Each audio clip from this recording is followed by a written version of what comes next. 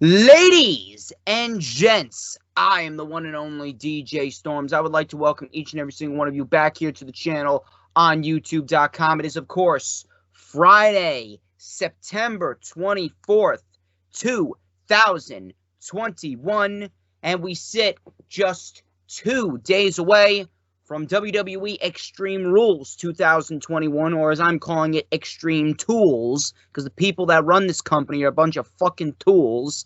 But nevertheless, we got ourselves a show to preview and predict. This is, of course, the official rundown for WWE Extreme Rules 2021, which, of course, is streaming live on Peacock this Sunday, September 26th, 2021, with the pre-show starting at 7 p.m. Eastern Time and the main show starting at 8 p.m. Eastern Time.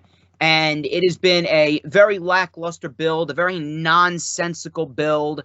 I don't give a shit, especially around this time period, because this time period is the time period where WWE just goes into a complete drought in terms of fan interests.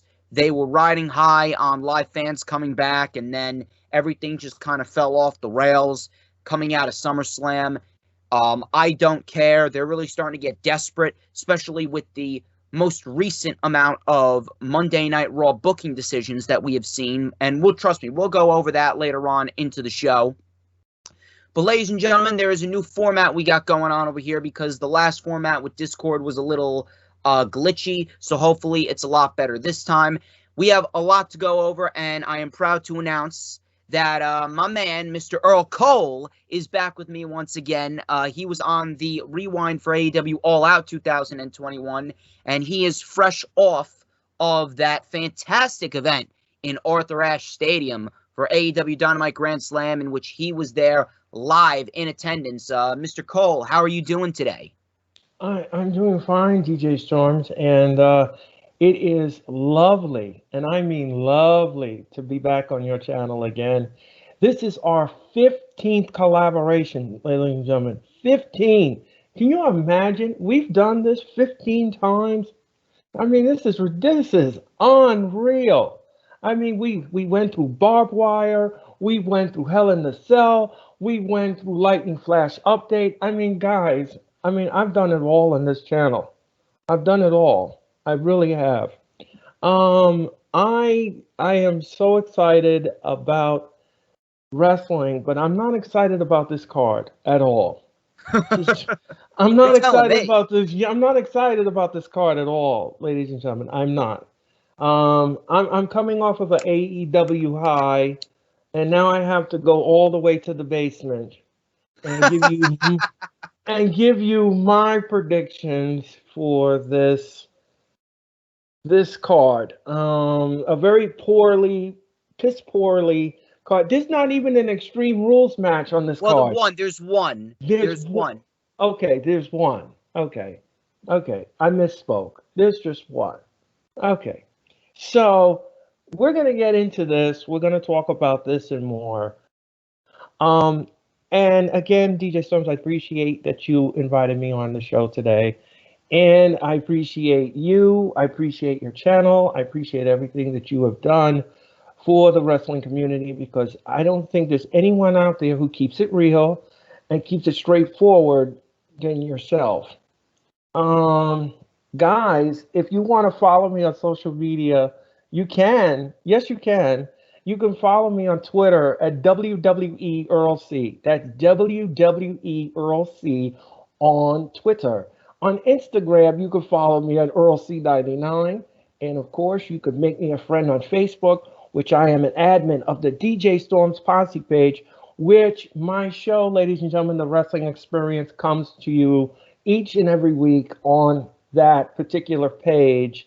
And I am a senior admin on that page. So if you ever want to join the DJ Storms page, you just let me know and I'll put you on there.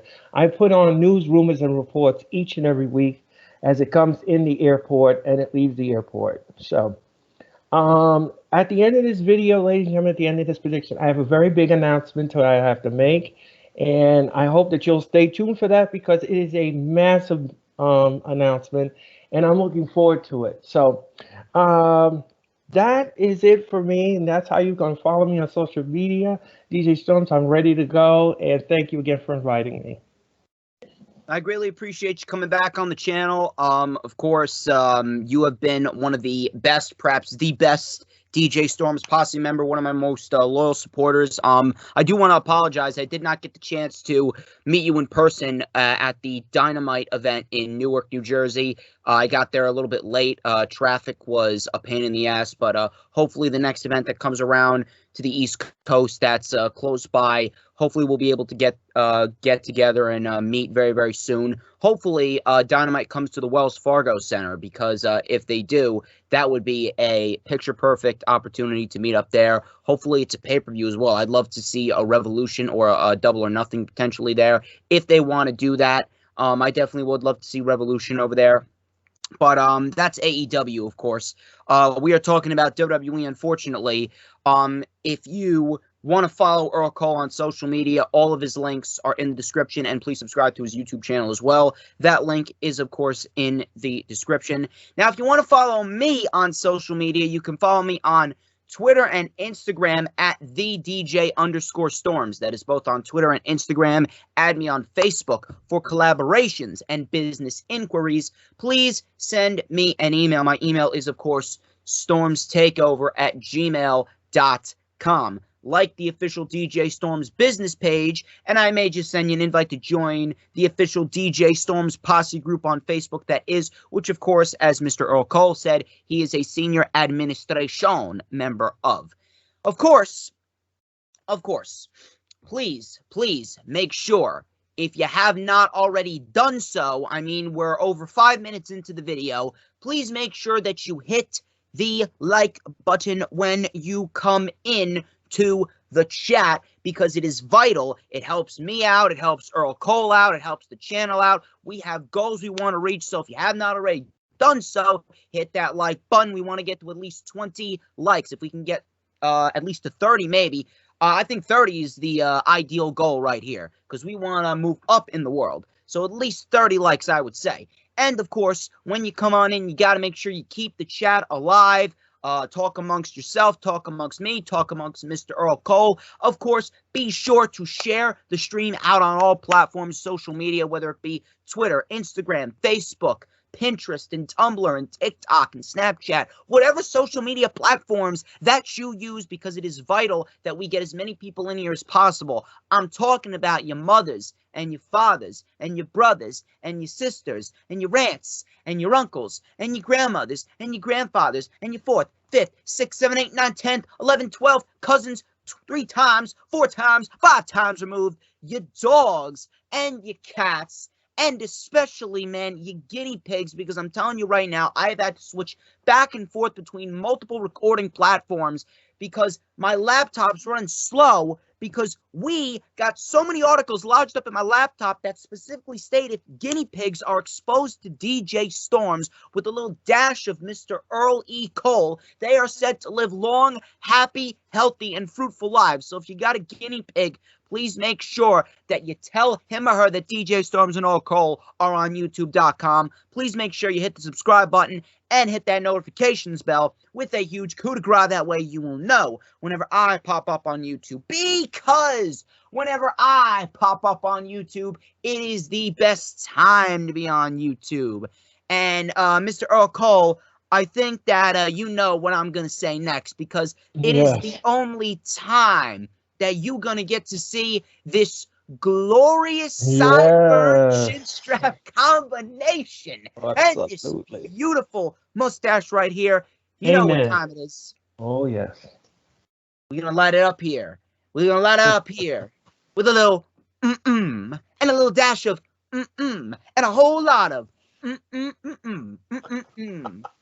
Everybody wants a piece of the Stormsmeister. Don't you ever, ever, ever forget it.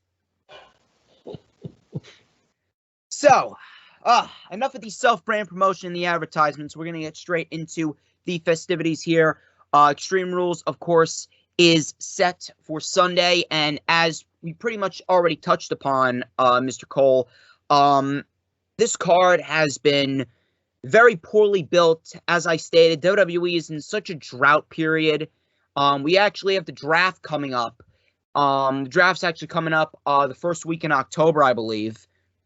And on top of that, the King of the Ring tournament is reportedly starting. The King and the Queen of the Ring tournament. There's 2 tournaments supposedly starting in between the October 1st and the October 3rd weekend. So it's going to go from Friday, Saturday, and Sunday. And then the finals are going to take place on the Crown Jewel pay-per-view on October 21st, I believe it is.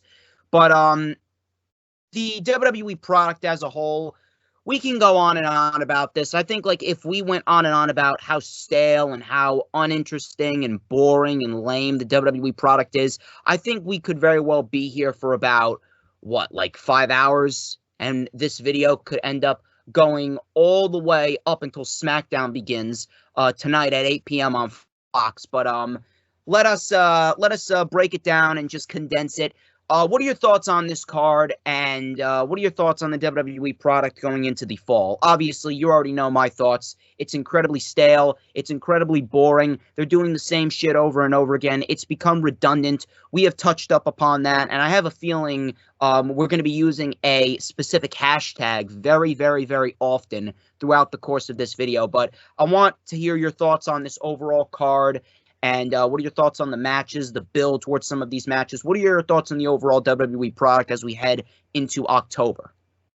Well, first of all, thank you for that lob toss.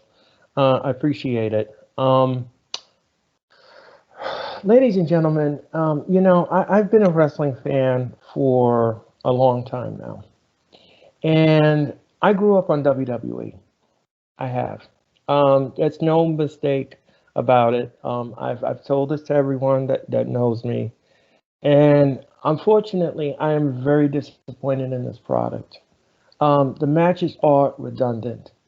The booking is lackluster. The thought process in trying to maintain an audience is all over the map. It is not a good product right now, ladies and gentlemen. The WWE is falling apart, and they're falling apart very fast. They are in desperate mode. They will do anything. They will say anything. They will embellish anything just to get you to invest in their product. Okay? But we're intelligent fans, and we know exactly that doesn't wash with us. We already seen through the curtain. We already seen what's going on. Case in point, Monday Night Raw was terrible again this week. Case in point, this pay-per-view is terrible. There's no thought process. All of these matches are rematches. We've seen these over and over again. They're not selling well in Columbus for this event. They're not selling well all over the place. Their house show sales. Are you telling me that Doudrop and Eva Marie is not a money match? No.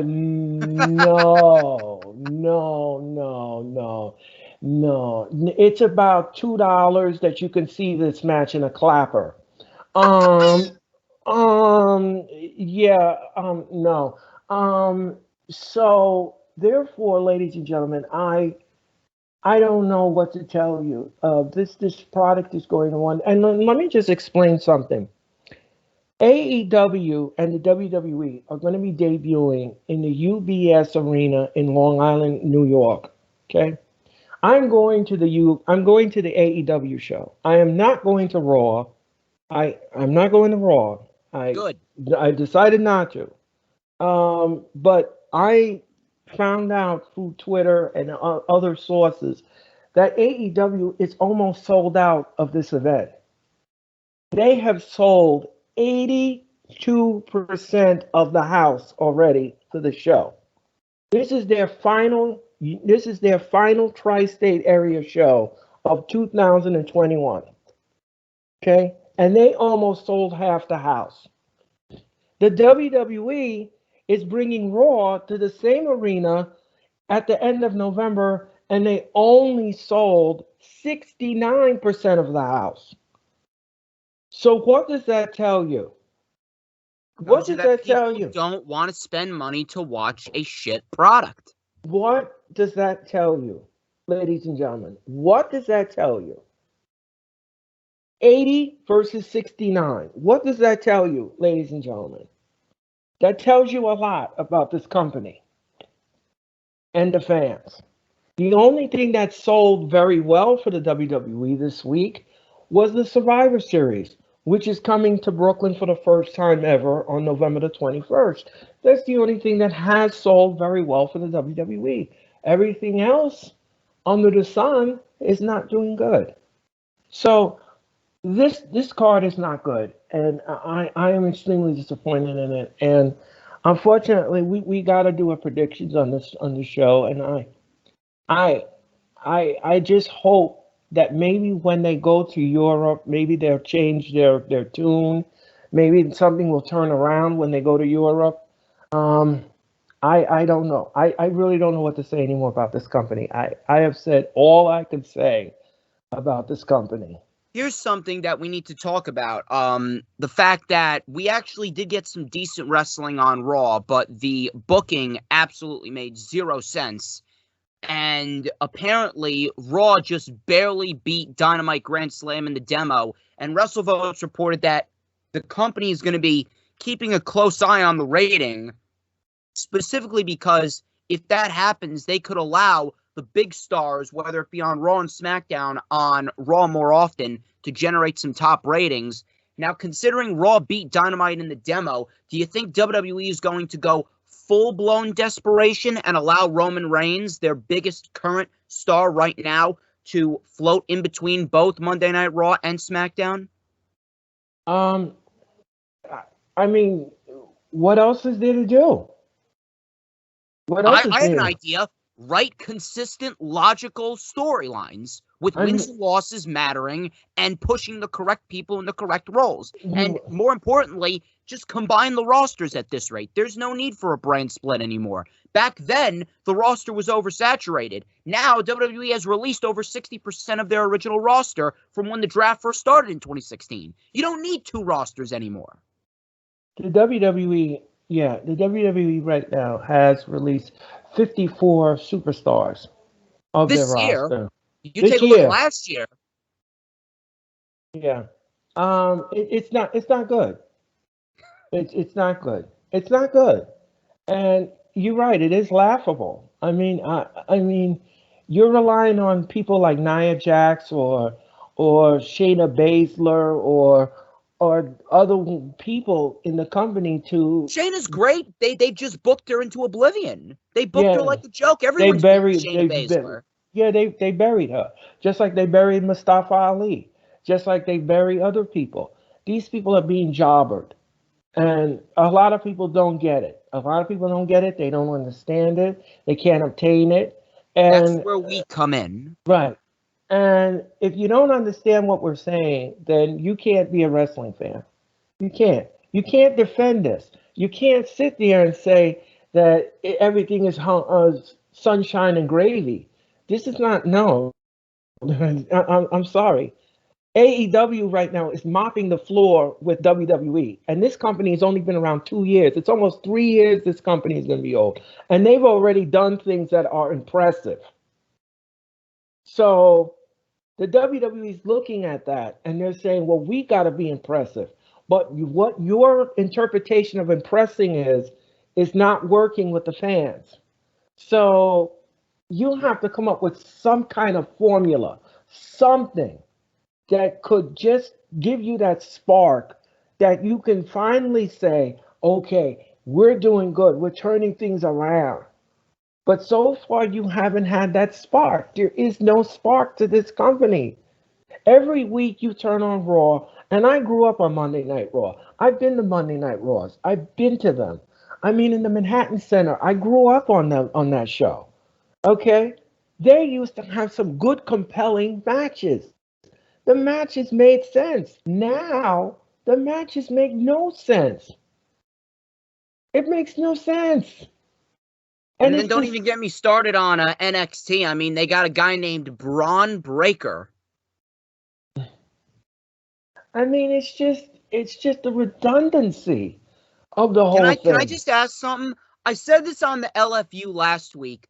Who in WWE is coming up with some of these names for the superstars? Listen to some of these names. Slapjack, T-Bar, Mace, Nikki ASH, Braun Breaker, Von Wagner, Doudrop.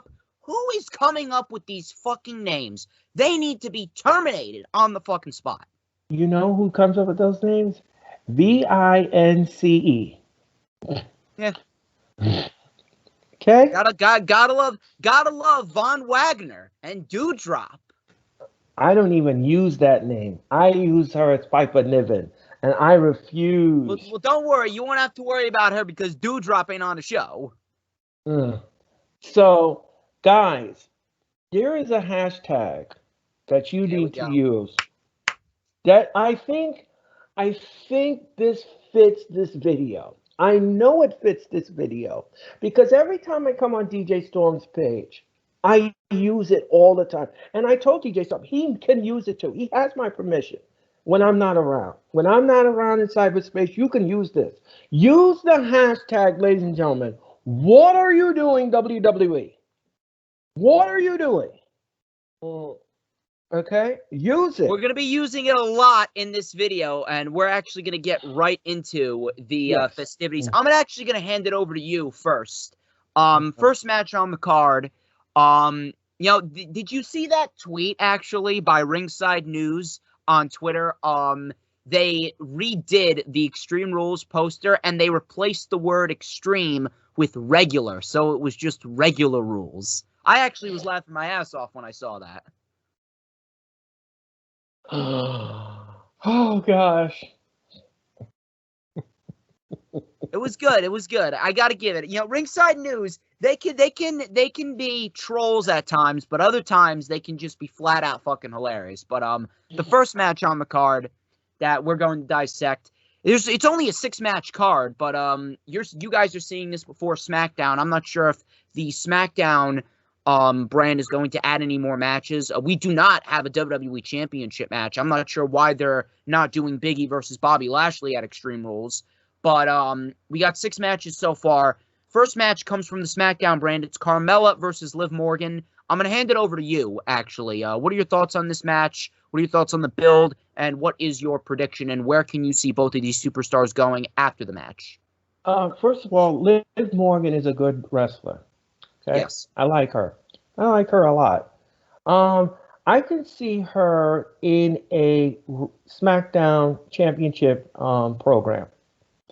As far as Carmella is concerned, I can see her in Macy's doing a clothing line.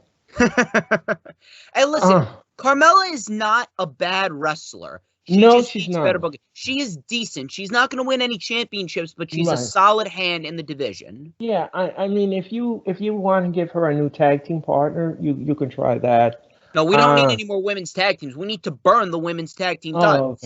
Okay. Well, she can go into she can try to get into the championship picture. They both can. This match, the build for this match, I just don't understand it. I mean, I don't get it. I don't understand why these two appear together. The match doesn't sound too exciting to me. I don't even find it appealing. I mean, jeez. What to say about this match? I don't even know. But as far as who wins this match, I'm gonna lean towards the side of Liv Morgan because I want to see her. I want to see her get some kind of victory here. I want to see her get elevated. I want to see her get some kind of spotlight matches and book her correctly, please. Please book her correctly because you're wasting talent. See, this is the problem that I have with this company. They make dumb mistakes when you have talent. What happened to you? Like what? I mean, it's like back in the days when you saw talent, you utilized it. But the WWE now, they don't utilize it. They don't know how to use it. They don't know how to correctly book it. So I'm gonna go on the side of Courtney. I'm gonna say that Liv Morgan's gonna win this match. Carmella to get a loss, I don't think it's gonna hurt her too much. It won't diminish her star power if she lost to Liv Morgan. Like I said, the two women can go into a championship picture, and they can go into the conversation of champion. Not a tag team, but a championship of the women's of SmackDown. I would be a little bit more interested in seeing this match if we didn't already see it about 16 different times scattered throughout the course of the last, 3 months? I mean, we've already seen this before. They literally faced off 3 weeks in a row back in July, and then they were facing off in various tag team forms going into the summer of 2021. Right. So listen, both of these two are decent wrestlers. They could put on a decent match, but at the end of the day, we've seen this match how many times? It's the same shit over and over again.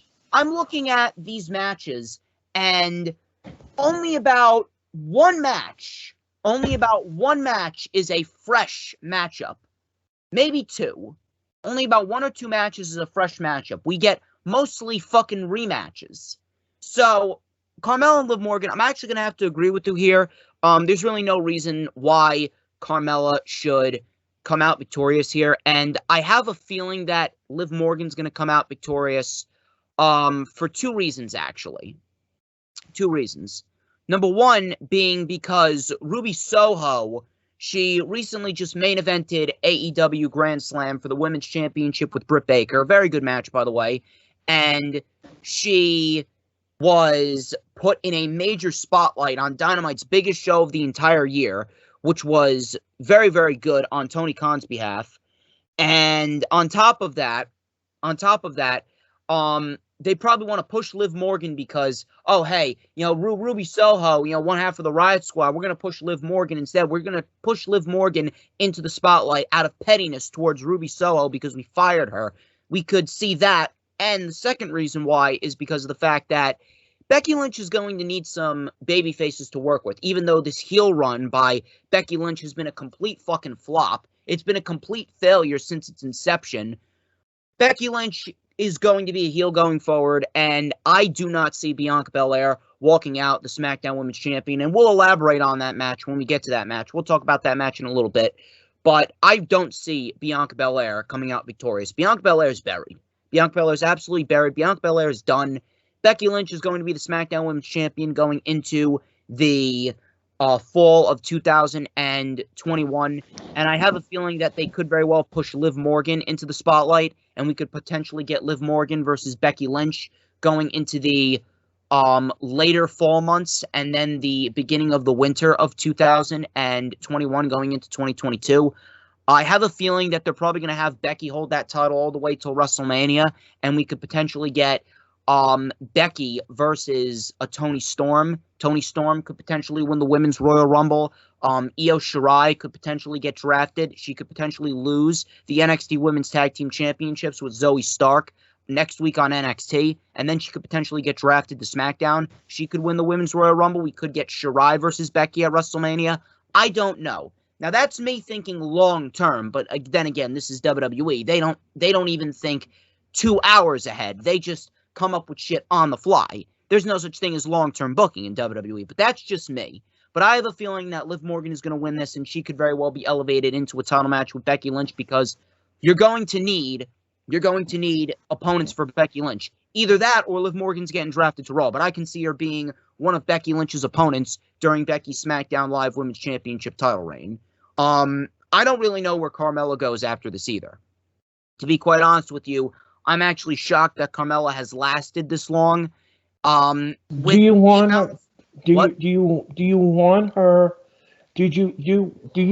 Carmella to be a contender for the SmackDown Women's Championship? I would say yeah, but now's not the right time. You're not going to do heel versus heel, even though this heel run for Becky Lynch is not working.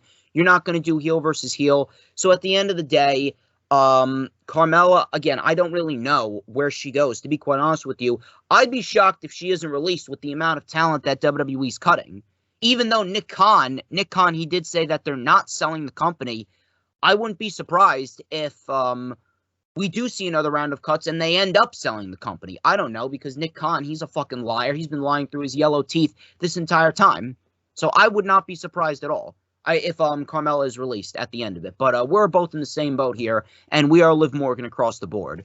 Where can you see Carmella going? Do you think she may get released, or do you think that she could very well be saved for when a babyface inevitably wins the championship? She'll fight for that championship, or she goes to Raw. Again, like I said, she is a good wrestler. I do agree with you with that. But my question is she championship material? That's no, she's that's not. a great, She's just a decent hand for people to wrestle and have a decent match with, and she's a good enhancer for other women. She's not going to win the championship anytime soon. So you mean she's just used to get people over? In a sense, she's not a jobber, but she's not going to be elevated to that next level anytime soon. Liv Morgan, on the other hand, she can absolutely get to that level. Yeah, she's championship material. Okay, I got it now. I got it. So where can you see Carmella going? Does she get released? Does she get drafted to Raw? I think she'd be better off on Raw, to be honest with you. I think she'd be better off. That division's hideous. Yeah, well, it needs help. It's anemic. It needs help. I mean, you don't have really women that are prominent on Raw. You really don't. Piper Niven with them freaking jazz hands and all that. What is that? Yeah, I'd be surprised if she's not released. I mean, is she a 9-year-old or a grown woman? I mean, it looks ridiculous with them jazzy hands coming down the ring like it's a child. I think it's ridiculous. It looks stupid. It looks stupid. It looks stupid. It really does. It's God. God, don't get me started. Don't get me started, please. Jeez. So, I don't know how, like, we were talking about the women's division. That's how we got sidetracked into Piper Niven. But we're gonna move on to another match. This match, I will say, this is probably the second most interesting match on the card. The match with it's this match in the main event that I'm looking forward to on the card. Damien Priest versus Sheamus versus Jeff Hardy. This is a triple threat match for the United States Championship. Now, I expect this to be a good match. Damien Priest is great. Jeff Hardy is great. Sheamus is great. But if we are going to be real here, Jeff Hardy was not added into this match for any other reason other than to take the pin. We are looking at the same exact scenario that we had back during WrestleMania Backlash with Strowman, Lashley, and McIntyre. If you remember, WWE is so fucking lazy. WWE is so fucking lazy with the amount of rematches that they have on their weekly television shows and the amount of repetitive feuds that they have, that they would literally insert an individual like a Jeff Hardy or a Braun Strowman into the feud that is extending over X amount of months, just so that individual will take the pin and the feud between the other two main guys that they're pushing will continue. That's what they did. McIntyre and Lashley. McIntyre and Lashley were feuding, and then in comes Strowman. Strowman took the pin in that match, and the Lashley-McIntyre feud continued going into Hell in a Cell. This is exactly what Jeff Hardy is being used for. He is going to take the pin, whether Priest retains or Sheamus wins, which I hope Priest retains. I do not see this feud between Damien Priest and Sheamus ending. I hope it does, to be quite honest with you. And there are rumors going around that Damien Priest is getting traded over to SmackDown, which means Nakamura will go to Raw and the two mid-card titles will switch. That I don't mind. But I don't know. Something tells me with the way that this company operates that Sheamus and Priest are going to continue their feud, even though Priest should move on to somebody new. I don't know. I really don't know. But the match itself, The match itself I expect to be probably the second best match on the show, outside of the main event. This match will be the second best match on the show, and I don't know who exactly comes out victorious. I would not be surprised if Sheamus comes out with the United States Championship for a fourth time in his career, just because they're so fucking lazy. The question that I have, if Damien Priest retains, which he should retain, who do they have for Priest? Are they going to trade him over to SmackDown and get him some new competition? Could we see Priest versus Sammy or Priest versus Owens? Could we potentially see someone from NXT get called up, like an LA Knight? I would absolutely do LA Knight versus Damien Priest on WWE Day 1, the first pay-per-view 2022 on New Year's Day. I would absolutely do that as a United States title match with LA Knight winning. That would be a picture-perfect way for Priest to drop the championship and then get elevated to that World Championship title scene. But as far as this match goes, there's no doubt in my mind that Priest should retain. Will he? I like to hope. But either way, Jeff Hardy's in this match to take the pin. And unfortunately, I see the Priest and Sheamus feud continuing, even though it shouldn't. But I'm going to go with Damien Priest retaining the United States Championship. Mr. Earl Cole, the floor is yours.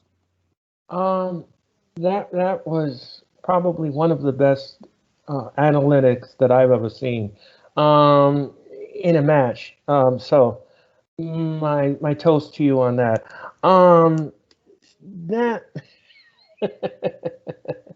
That is absolutely a brilliant assessment. I think that this match is good, and I'm not going to knock it. I like triple threat matches, but I think triple threat matches to me is a little too redundant.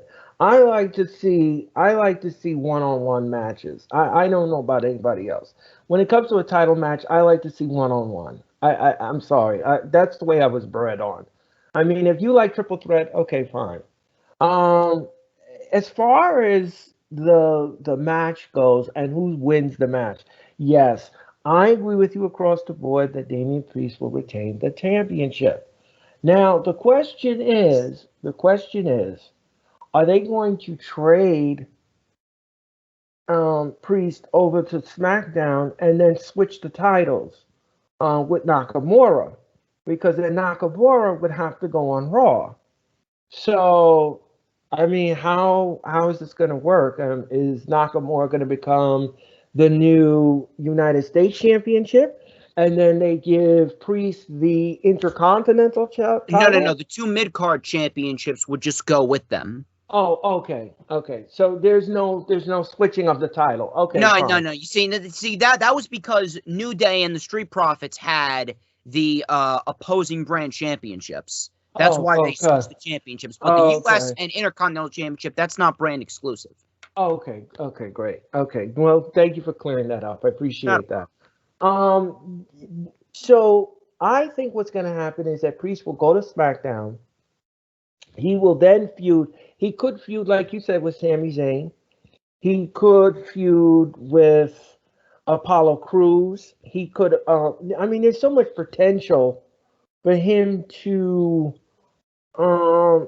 just go on that brand and give us something new and fresh, which we desperately need this brand to do. So I think that's exactly what the plan. I think that's the road that they will travel on, and I think Priest will retain. He will pin Hardy, and he will retain the title. So I'm with you. I think Damien Priest will retain. There's no way to drop the championship now at this stage of the game. So where can you see Hardy going? Do you think that they're just going to ride out the rest of Hardy's contract, or do you think that they could very well release him? I don't know. I don't know where Sheamus goes. I'm fearful that Sheamus is going to get traded to SmackDown, and they could continue the Priest and Sheamus feud on SmackDown. I don't know. I mean, if you trade Sheamus to SmackDown and you continue to feud, you're going to lose the audience. You need something fresh. You need something new. You need. And this is why I use that hashtag, what are you doing, WWE? This is why I use it. If Sheamus goes to SmackDown, pair him up with somebody else. There's tons of men in that SmackDown locker room that he could have a feud with. Tons of them. I mean, I could take all day and give you a list of men that he could play, that he could feud with. But Damien Priest needs to have something fresh if he's going to SmackDown and they're gonna go after the US title. And he doesn't need Sheamus. He doesn't need to be feuding with Sheamus. He needs, like I said, Sami Zayn or Apollo Crews or somebody else in that SmackDown locker room. Somebody else. Even Rick Boogs could even go after the United States. Give him a shot, even though he won't win the belt. You got to keep Rick Boogs with Nakamura because that's what's getting Nakamura. Okay. So ship him off to Raw then. King Nakamura and Rick Boogs. Right. Okay. So ship them both to Raw and let them do what they got to do there. But Damien Priest needs to have different people to feud with, not Sheamus. It's going to become too much. So, like I said, I have Priest winning the title. I mean, keeping the title and marching forward. So here's a question. Who can you see Damien Priest dropping the championship to? I pitched LA Knight. They could have LA Knight come in, get drafted. I'm a huge LA Knight guy. I like me some LA Knight. The guy can talk. The guy can wrestle. The guy's charismatic as fuck. And he would be a great mid-card champion on either Raw or SmackDown, wherever they draft him to. I would love to see him on SmackDown fighting Priest for the U.S. title. Well, what about if they traded Damien, what was his name? Damien Cross? Karrion Cross. If they traded Karrion Cross to SmackDown and then have him feud with, I think that'll work. I would think that would work. I wouldn't mind Karrion Cross, but I don't know. I have a feeling that they're not going to do anything with him. To be quite honest with you, it really doesn't matter what they do with him because at this rate, damage has already been done. He lost to fucking Jeff Hardy in 90 seconds. Guy's buried. So at this rate, listen, I'm not against that. I think that it would be a nice way to build Cross's resume if you want to have him feud with Priest. They do have a little minor history in NXT, but I don't know. To be quite honest with you, I don't know. They could do Karrion Cross. That's just a little whim that we're throwing out there. We'll see what happens. But let us move on to the next match. We got the Usos versus the Street Profits. This is for the SmackDown Tag Team Championships. Now, I don't know if you're thinking the same thing, but this is probably the one match that I can expect a title change in. I don't want there to be a title change because the Usos are in a scenario where they should not be losing the titles this early since they just won them back in July. But something tells me that they're going to give the titles to the Street Profits only because of the fact that the Street Profits are the only other babyface team. They're literally the only other babyface team on SmackDown unless they trade some teams over from Raw to SmackDown, unless they trade someone like the Viking Raiders, unless they trade someone like the Lucha House Party. I don't know, but this match, I would not be surprised if we see a title change. I don't want there to be a title change, but something tells me that there very well could be. I don't know. What do you think? Okay. When I was in Madison Square Garden for SmackDown, we almost, and I say almost, had a title change. We did. If Roman Reigns didn't interfere in the match, we would have had new tag team champions. So that to me kind of sort of let me know right then and there that they're on the cusp of doing something special. So, with that being said, and with that fact being fact, um, yeah, I agree with you. I think at this juncture, at this time, we are going to have brand new SmackDown Tag Team Champions in the Street Profits. Yes, I agree that that is probably the road that they will travel on.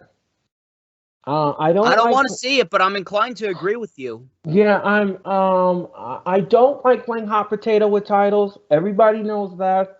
Everybody that knows me knows I do not like to play hot potato with titles. I don't. I think that if you are a champion, you should have a long run and longevity in your title reign. To go ahead and to flip flop back and forth between the two people, you're going back and forth and then you're dropping the title. I'm not a fan of that. It just ruins the title and it ruins the history of the title. That's the only reason why I hate hot potato title changes. That is one of the reasons. But unfortunately, I'm on the same wavelength. I can't. I mean, it could happen. I mean, the Usos could retain. I mean, they could retain. I hope they do, to be quite honest with you. I really do hope they do. But I don't know. I don't know. I mean, this is very hard to predict because in the Garden, like I said, they almost won the tag team titles, and if it wasn't for Roman Reigns, they would have won the titles. But it didn't happen. So I'm gonna say that they're gonna get the titles, but my half of me wants to see the Usos retain the title, and then half of me says the Street Profits are gonna win. So it's kind of like 50-50 daily. So I'm just gonna go with you. I'm just gonna go with your prediction and say we get new tag team titles. So here's a question: if the Street Profits take the championships, how long can you see this feud with the Usos going? You think they're just gonna flip flop the championships back and forth? Could we potentially see new tag teams from Raw come over to SmackDown? I don't know. I don't know about that. I don't know what their thought process is. You understand something? You have to wear WWE's booking shoes, and sometimes they pinch, and sometimes they're not sizable. It's just the way they think. I don't know what the way they think. I don't know what the way they operate. But in this instance, I see the feud keep going. I don't see them flip flopping back in the titles. I don't think that's a good idea to do that. That'd be a terrible booking decision if you do that. But other than that, yeah, I do see the feud continuing. I just don't want to see them drop it. If they're gonna win the titles, I don't want to see them drop it back to them because it won't look good. It just won't. So let us move on to the next match. We're going to talk about the Raw Women's Championship match. Let's talk about Charlotte Flair versus Alexa Bliss for the... I saw that eye roll, man. I think you know what I'm going to say next. I think you know what I'm saying next. We got Charlotte Flair versus Alexa Bliss for the Raw Women's Championship. And people. Charlotte Flair. There we go, man. There we go. That's what I was talking about, man.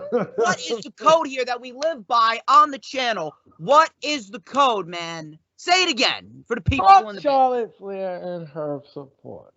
There we go.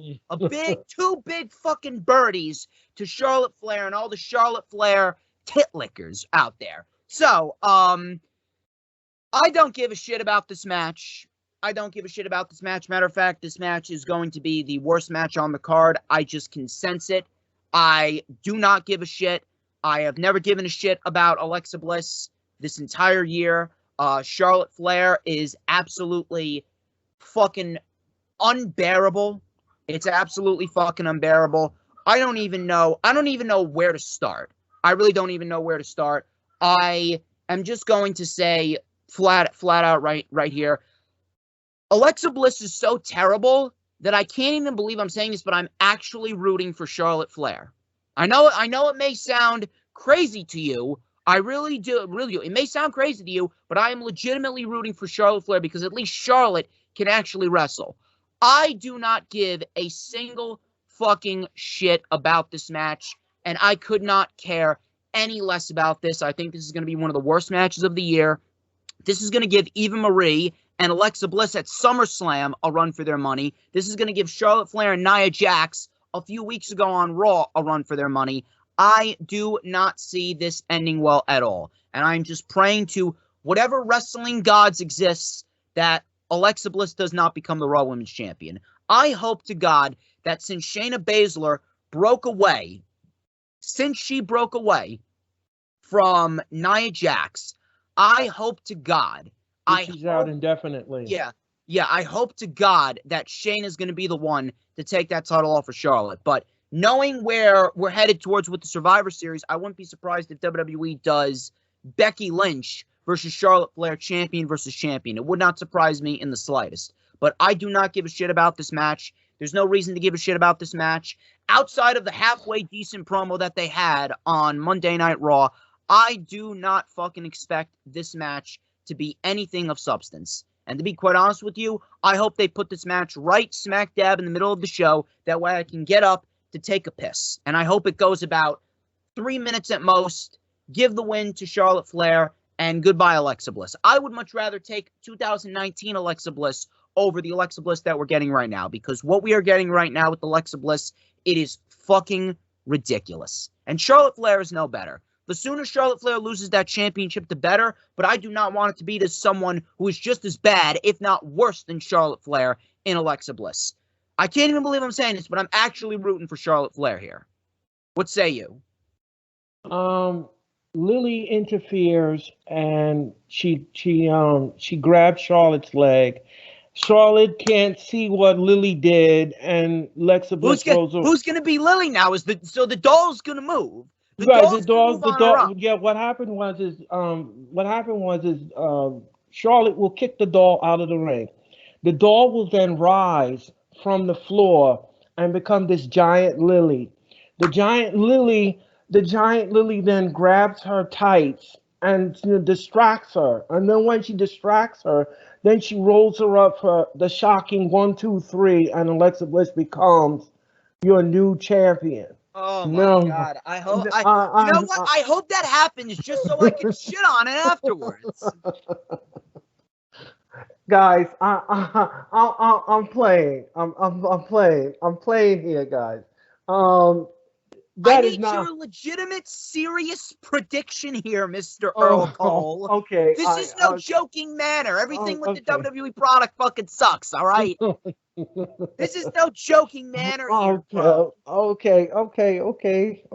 I apologize. I apologize for my little. To be quite honest with you, I wouldn't put it past WWE to do that. No, here's my real prediction, ladies and gentlemen. Here's my real prediction. Charlotte retains. It's not. This is a joke. This storyline is a joke. It's whack. It's Blair Witch meeting Flair Country 2.0. It's just ridiculous. It's absolutely ridiculous. This storyline sucks. This whole thing sucks. This doll thing sucks. It's just papier-mâché arts and crafts doll, man. Yeah. To be quite honest with you, listen, I'm rooting for Charlotte Flair, but I take Charlie over Charlotte Flair any day of the week. Yeah, I mean, she gets in trouble, and Lily comes on the top rope and tries to splash Charlotte, and Charlotte moves out the way, and then she gives her the figure 4 into the figure 8, and Alexa Bliss just taps out, and that's it. I mean, I do not see Alexa Bliss winning this match. I don't see it. I can't see it. I can't picture it. And if the WWE does go that route, I'm sure the fans on Twitter will kill the WWE. It's not. It's not. This is too early in the program to be having Charlotte drop the title. So Charlotte retains, and we move on, and then that's it. Yeah, Charlotte retains, but still, fuck Charlotte Flair. Right. Because she sucks. Where can you see Alexa Bliss going should she lose this match? She will make a remake of Blair Witch, and she will, have that role, and she'll be a supernatural person. She'll float in the air, and she'll do her thing, and I don't know. I don't know where I see her. I really don't, because she's terrible. I mean, what do you? You know what she's gonna do? She's gonna do this. She'll rise up from the dead like frickin' Aleister Black, like this. She'll rise up. Look, she went down. She'll rise up from the dead like frickin' Black, like Black used to do before he became Malachi Black. He was spraying black mist into people's eyes. Only on DJ Storm's channel, people. Only on DJ Storm's channel. All right? We got to be entertaining, because the show, this product, and this company fucking sucks donkey balls. All right? Oh, God. I can't. I can't. Well, I have you on the channel, man.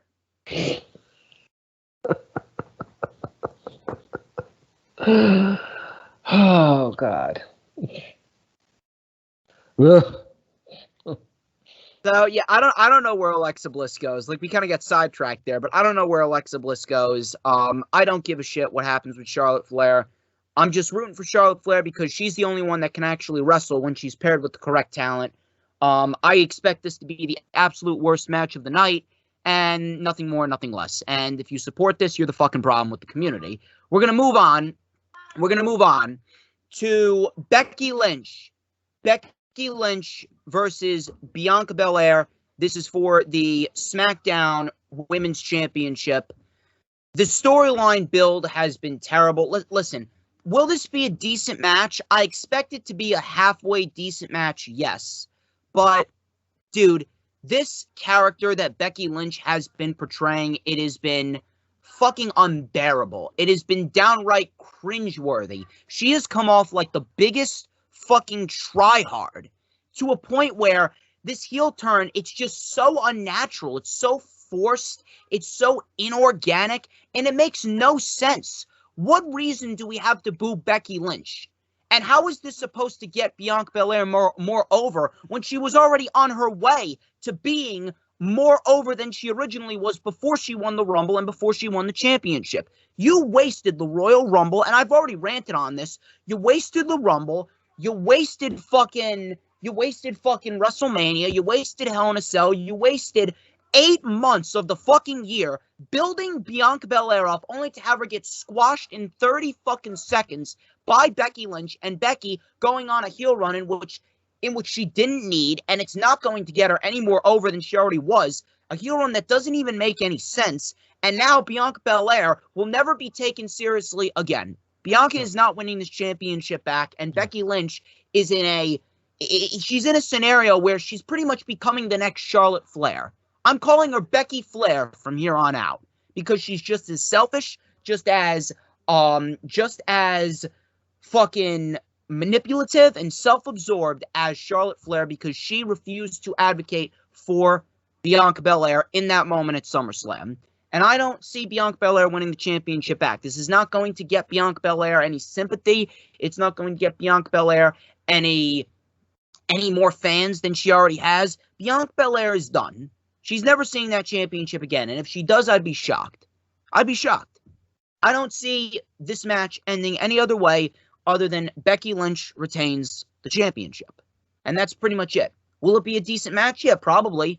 It'll certainly be better than whatever Charlotte Flair and fucking Alexa Bliss do. But at the end of the day, I don't give a shit. And I don't understand why anyone would give a shit about this at the end of the day, because Becky Lynch is in a scenario where she is going to be probably the most cringeworthy character on the show. Happy Corbin is better than Becky Lynch at this rate. And I can't even believe that I'm saying that.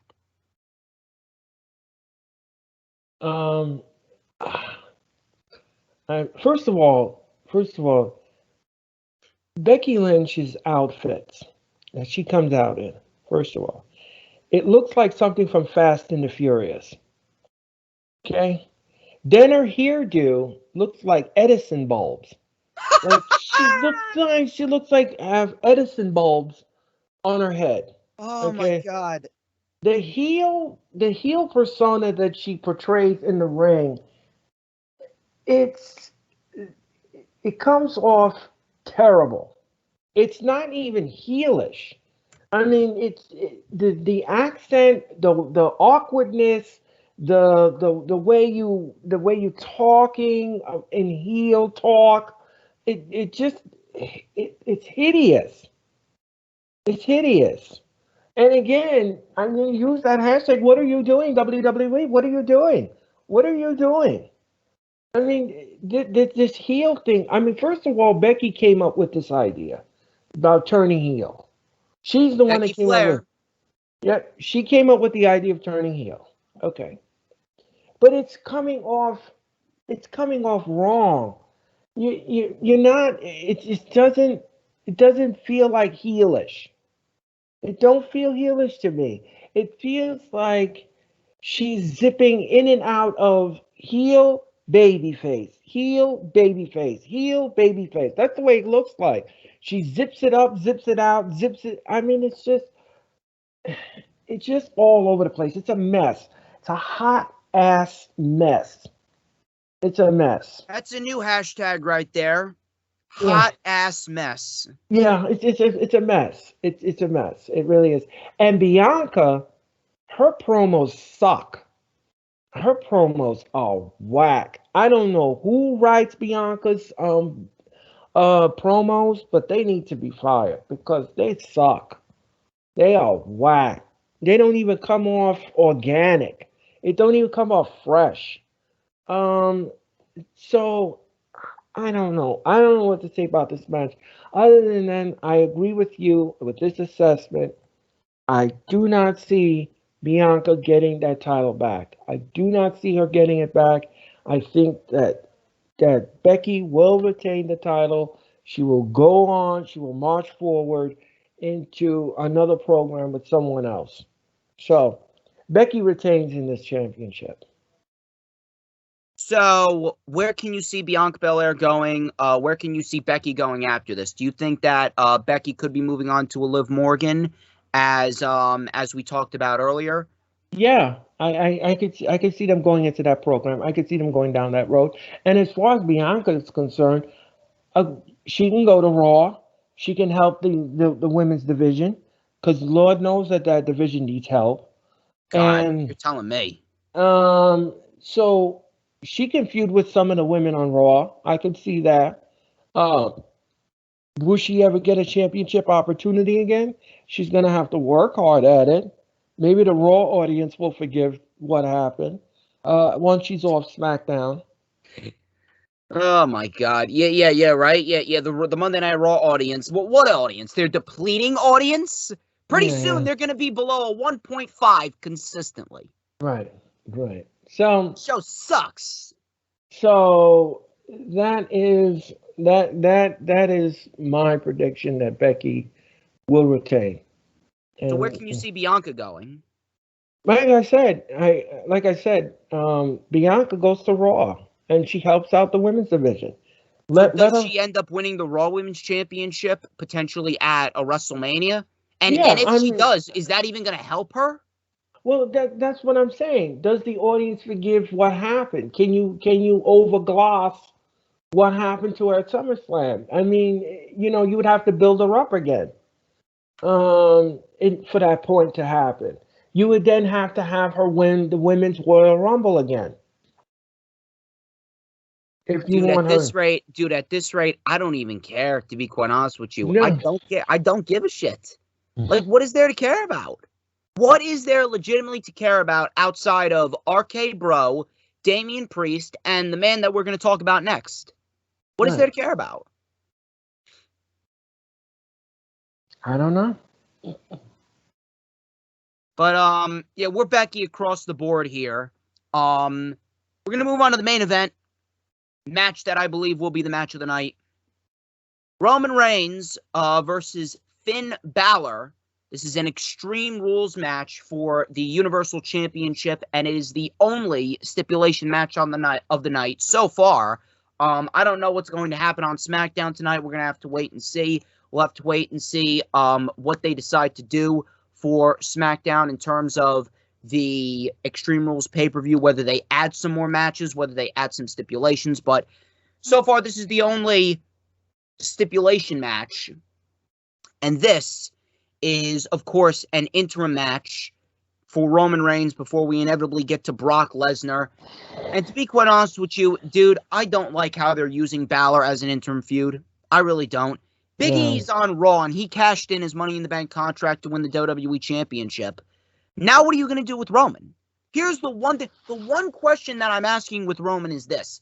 It's not who's going to face him next, because we already know that Roman Reigns, he's going to go through Balor, he's going to go through Brock Lesnar, he'll inevitably go through Seth Rollins when Seth Rollins faces him, and then he's going to move on to potentially Drew McIntyre, and then The Rock is going to be Roman Reigns' endgame at WrestleMania. So, after he beats The Rock, who's left? Who is going to beat Roman after Roman Reigns Roman Reigns beats The Rock? There's nobody. And Balor, if it wasn't going to be Big E, if you were not going to build up Big E to take down Roman, why aren't you building up Balor? Balor's probably the best route that you could have gone. You should have been building up Finn Balor over the course of the next year to inevitably take that title off of Roman at SummerSlam of next year after Roman Reigns beats The Rock and then beats a few more people. Who is the heir to Roman Reigns? That is the one question that I've been asking for God knows how many months now. They had it with Cesaro, and they failed to build him up. They had it with Big E, and they failed to build him up. They had it with Balor, and they're wasting away Balor now. When is WWE going to wake up and finally realize that it's time to build up an heir? You can't rely on Roman forever. Right. I don't know. Who do you think the heir for Roman is, if there is any? I don't know, because I mean, this is bad, because you already used Owens. You already used other SmackDown talent to go against Roman, and he's defeated them all. But who's left? There is no one left but Balor. There is nobody left. I don't know who could be the suitor. You would have to, maybe they would do an NXT call up. Who? Von Wagner? I don't know. I mean, the possibilities are not endless at this point, because there's nobody in the inventory that I could even think of off the top of my head to even say, yeah, give that guy a shot. Let's see what he can do in the ring against Roman. When the pay-per-view lights are on, Roman can perform. We all know that. He's dominant. He's dominant in the ring. Dude, to be honest with you, I don't know I don't know. I'm at a loss. I don't know who after Brock, after The Rock. I don't know. I mean, is the WWE going to pull the trigger and make Rock and Roman at WrestleMania? I don't know. I don't know if they're going to pull that kind of trigger. I don't know. It all depends on Rock's schedule. It all depends on the money. It all depends on it all hinges on that. So I don't know. Now, as far as the match goes, I do see this match being a great match. I think this is going to be the match of the night. Roman Reigns, he is performing at the top of his game right now. There's absolutely no reason why this is going to be a bad match. Roman Reigns has not had a miss since he has started this Universal Championship title run. At the end of it all, Roman Reigns is going to slay the demon, unfortunately. And at the end of it all, Roman Reigns is going to move on to Crown Jewel to face off against Brock Lesnar. And he's going to run through Lesnar, as we already touched upon. Where can you see Balor going? You think Balor gets drafted to Raw? Does he get built up to potentially face a Big E? Does he stay on SmackDown and feud with Nakamura for the Intercontinental Championship? Does he stay on SmackDown and potentially feud with Damien Priest for the United States Championship? All of those scenarios can work. All of those scenarios can work. It all depends on where they want him placed. And that is the $1 million question.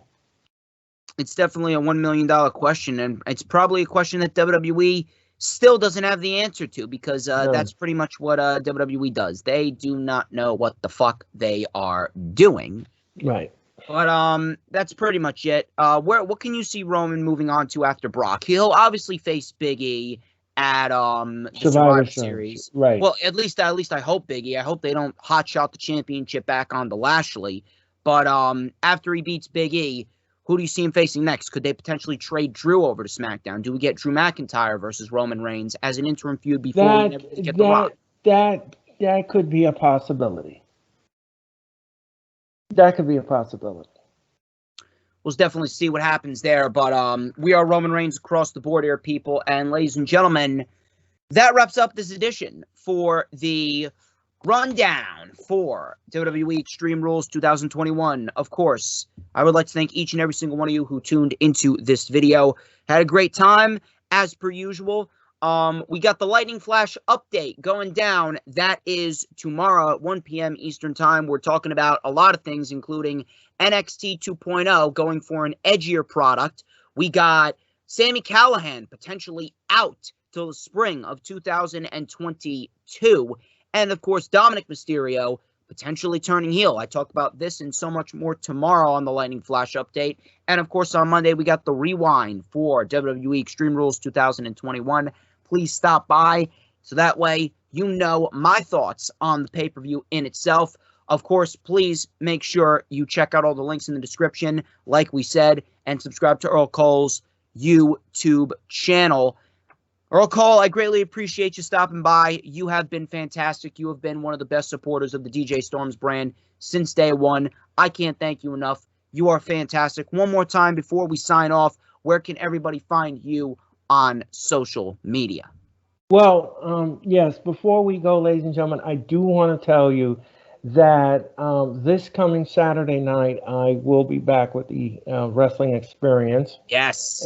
And my guest will be Cameron Johnson, and we are going to be discussing AEW's Dynamite Grand Slam and what an event it was. We are going to recap all of the matches that you saw on the show. We're going to have our thoughts on it, my take on it, my thoughts, everything. So please tune in for that. Please don't forget to subscribe to my YouTube channel. Like what you see. Please use that like button and make sure that you hit the coup de grace bell notifications so that this way you know when I pop up on YouTube, because it's the best time in a long time. And I have a major announcement. You're stealing my lines here. You're stealing my lines, Earl. I apologize. No. Go ahead and use them. Trust me, it's infectious. I know. Anyway, ladies and gentlemen, I do have a major announcement that I have to make before we get out of here. As you all know, ladies and gentlemen, I have done prediction videos over and over and over again, and I invited many guests over. But this is going to be very special. On November the 5th, ladies and gentlemen, on November the 5th, please mark this down in your calendar.